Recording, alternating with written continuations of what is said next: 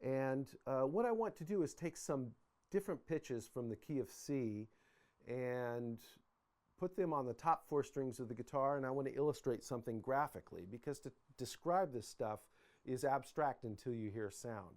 So what I'm going to do is take 4 pitches from the key of C, F, A, B, and E.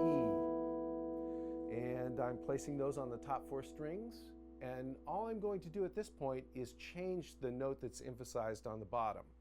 So let's start with D on the bottom.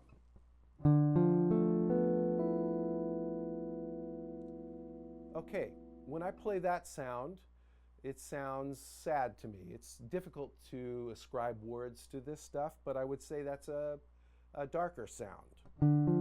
That's D minor. Okay, if I put a G on the bottom of those pitches, all of a sudden it's really bold. That's actually the dominant chord, G7. But totally different in the content of the emotion or the color. So if I put an F, it's what I consider to be the boldest of all the sounds. It's F Lydian or F major 7. Don't worry if you don't know what that term means. The most important part of this little segment is to just talk about how bottom notes affect the notes on top. So it's really bold. Compare it to this sound. That was our first sound, D minor. Completely different. To me, that's magical. This is the magic of music at play. And then a sound that you hear a lot in flamenco music, Phrygian sound.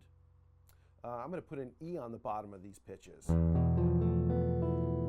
And that's the darkest of all the sounds, right? So you would say that's really,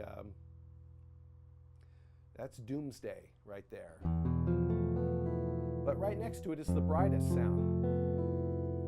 So this is really the most magical aspect of music, and this is a concept that we're going to be tapping into a lot in these first few lessons. We're mainly going to be focusing on the major scale, also known as Ionian scale, which is a really bright sound. And we're going to be focusing on the Dorian scale, which is the major scale starting on the 2nd degree.